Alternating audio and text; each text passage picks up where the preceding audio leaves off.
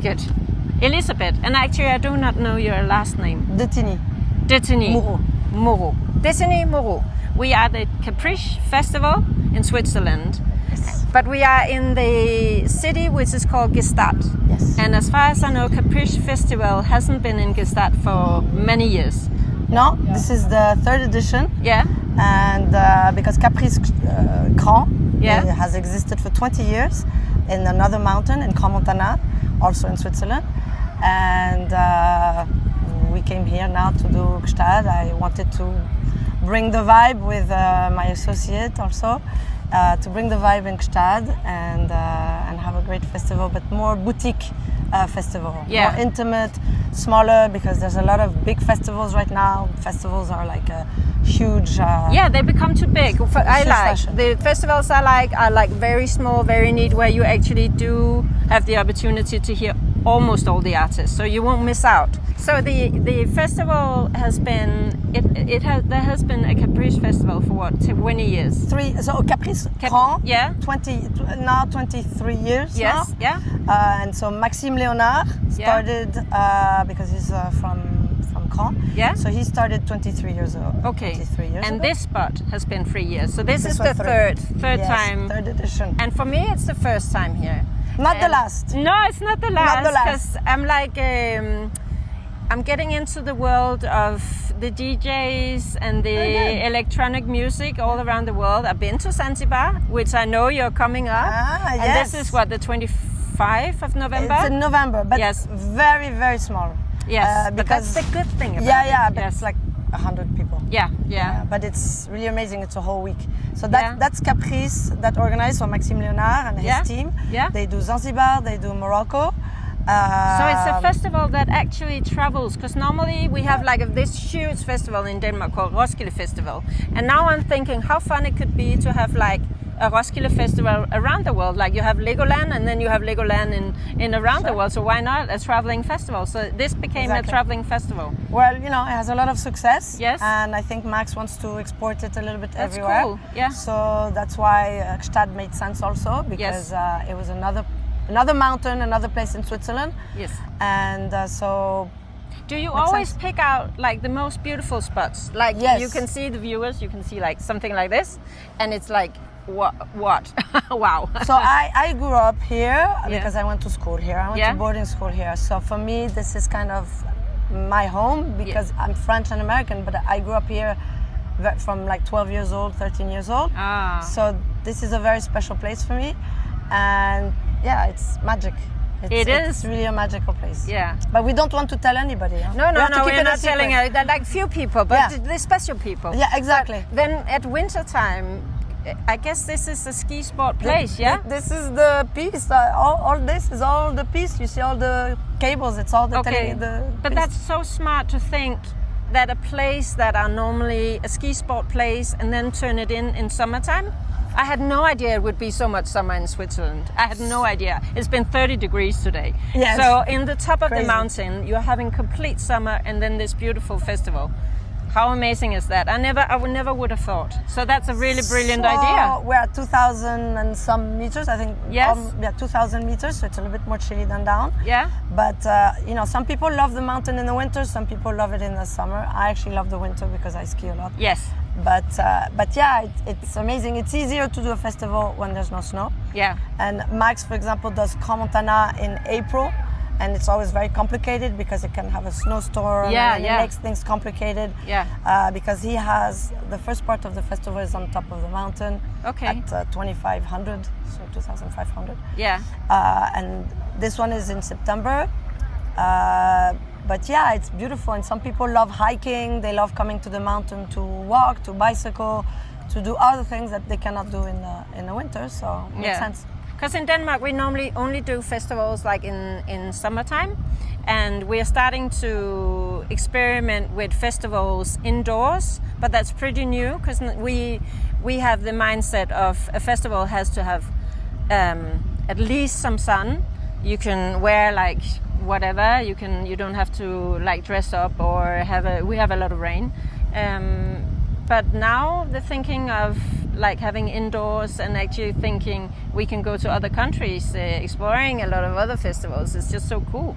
True, but the festival grew up after COVID. Yes. Because people could not go into discotheques and people wanted the music. So I think the festival took really a high level after COVID because they really wanted to be in open air. Yeah. And that's why the festival... And together, right? Yeah. Being together but in open air. So. Yes. And I think people like to be hanging out, taking the sun and going in the music and then coming out. So it makes sense to be outside, but who knows? What is your story like? Being suddenly going like I'm gonna do a festival in Gstaad. What happened? Do we have time? It depends on how long that story is. I'll make it short. Okay. So I had a lot of issues, physical issues. Broke my legs, my foot, and everything. And I broke my leg 3 years ago here in Gstaad. Okay. Not on this piece, but not almost the one in front. So. The first knee was skiing, the second one was standing, and I did not fall. I want to mention that because I'm a good skier, so I did not fall. Okay, she did not fall. But it happened, okay. Torn my knee, continued skiing for a few days, thought I was nothing. And then I went to the doctor and he says, no, you broke the fibula. And I was like, no way. And I was very depressed and I thought, you know, you always have to change a bad thing that happens to you. Yes. You always have to find the good. Yeah. So this was like the universe really made you sit still? Absolutely. And then what happened? So I was on crutches and I thought, I need to change something in my life. It's time for me to do what I want. Yeah. So you had a list of to-dos like I really wanted to... music was already in my head and I wanted to do things, but I didn't know how. And a friend of mine, who's my associate, Tristan, he went to school also with me here in the boarding school. Mm-hmm. He knew already Caprices because he was already working with them and investing in Caprices.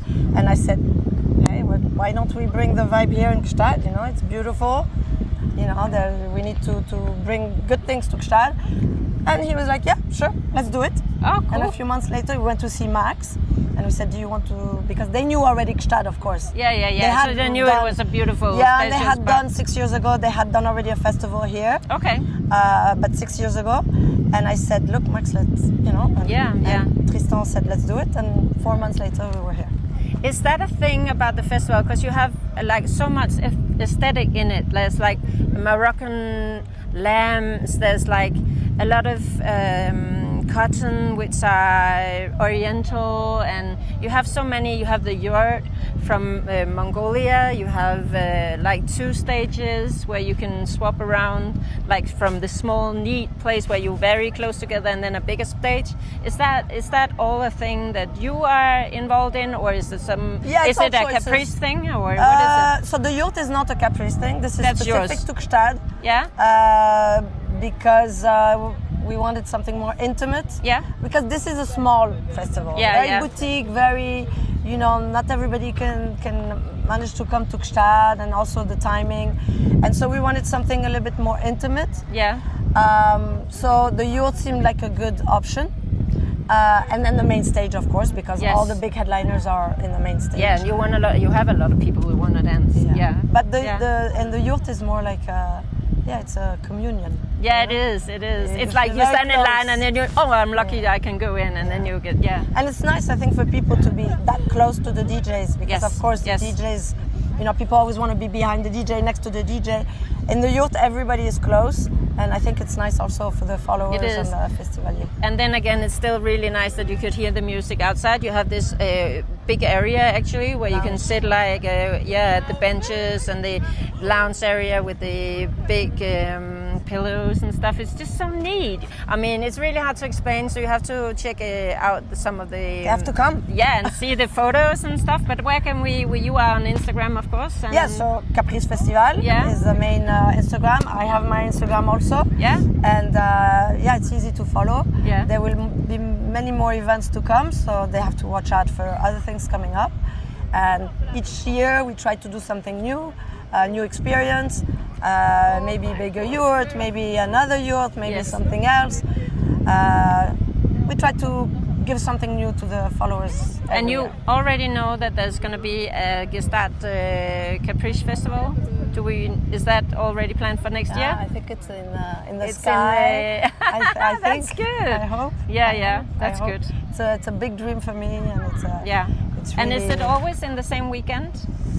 So we might change. Okay, so we have to look out. Yeah, we might change because it's a little bit difficult because it's still Ibiza going on. So a lot of people are still in Ibiza. Yeah. DJs also are very busy. It's really interesting that now the world is becoming so small that you have to schedule with the things going on in Ibiza or Tulum or Zanzibar and stuff. That's so cool. That's amazing. Mainly Ibiza, yeah. Because and all the DJs are busy there. Yeah. And it's all the closing parties, so a lot of people. And also we're right after Burning Man. Yeah. So a lot of people are coming back from Burning Man. They don't want to go back. So we might change the date, but this is all up.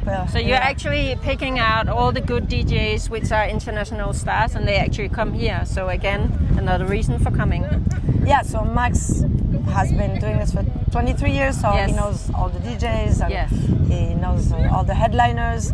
So what I try to do in the yurt is to take new DJs. Oh, so you introduce, so you... I do the lineup for the yurt with Max. Yeah. Max does the main stage because it's all the big headliners. And in the yurt, it's kind of like the Caprices Gstad Lab. I try to take DJs, some are already known, some are less known. I take young DJs. Like yesterday, we had a few DJs that are super young, and I like to discover DJs. Oh, that's nice, and nice for the DJs and us as well to discover new music and the development of all the sounds. That's so nice. Yeah, for me, I think that's the part I really love also, is to discover new DJs that are starting and build them and bring them where they can go. Because I try to feel if they're good where they can go, and I give them the opportunity to come here and play in Caprices and to be known. It's a great responsibility you take to actually bring that one love to everyone. That's nice, and I wanted to thank you for being behind this beautiful place, so I had the opportunity to experience it, and I hope some other people will be very curious about it now. I hope you have to come. It's a little bit of a trek.